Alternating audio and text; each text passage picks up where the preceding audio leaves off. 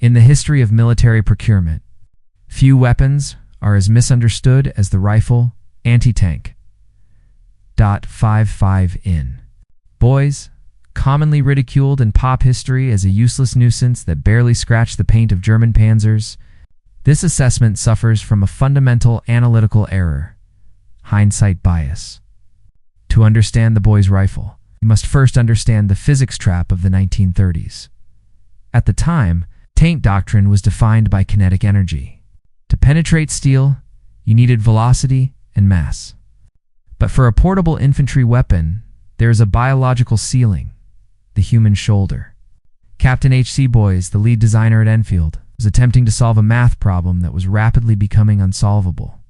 He created a .55 caliber cartridge, roughly 13.9 millimeters, that pushed a projectile at over 2,400 feet per second. On paper, it was a masterpiece of compromise. In reality, it was a weapon fighting a losing battle against the exponential growth of steel plating. Yet, despite being obsolete on arrival against main battle tanks, the British Army produced 62,000 of them. Why? Because in war, a flawed tool is infinitely superior to no tool at all. Part 1. The misidentified mission doctrine versus reality. Visuals: side-by-side comparison of a boy's rifle and a modern Barrett. M82 to establish the anti-materiel context. Narrator: the reputation of the boy's rifle suffered because it was judged against the wrong metric. Critics evaluate it as a tank killer in the modern sense, like a javelin or an RPG, however. The correct modern analog for the boy's rifle is not a rocket launcher. It is the Barrett M82 .50 caliber sniper rifle used by U.S. forces today. A modern U.S. Marine does not fire a Barrett at an M1 Abrams tank and expect it to explode. They use it to disable engine blocks of trucks, destroy radar dishes, and penetrate light cover. This is effectively the role the boy's rifle fell into, known in modern doctrine as anti-materiel operations. While the War Office panicked about the Panzer III and IV variants dominating Europe, the reality of logistics meant that for every Tiger tank on the battlefield, there were dozens of soft-skinned support vehicles fueling it. In North Africa, the boy's rifle found its true calling. It couldn't kill a panzer from the front, but it could shred the Fiat trucks carrying the panzer's fuel. It could dismantle the Italian L335's tankettes, which constituted a massive portion of Axis armor in the theater.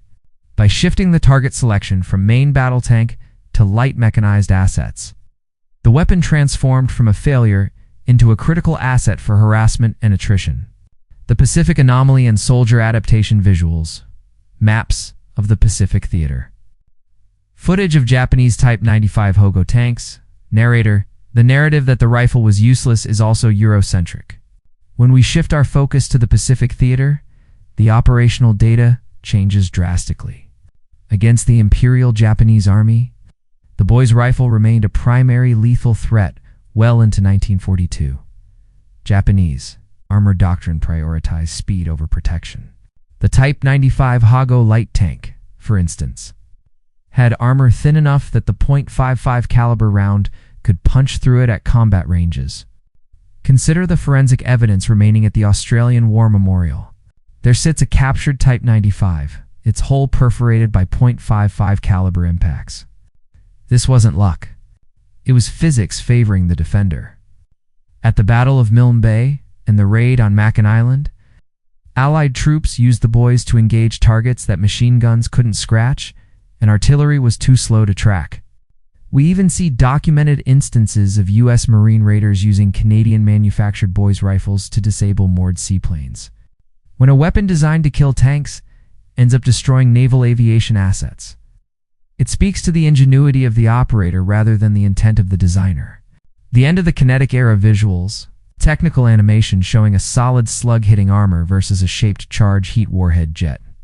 Narrator: however, we must address the real reason the boy's rifle and, indeed all anti-tank rifles vanished from service by 1943.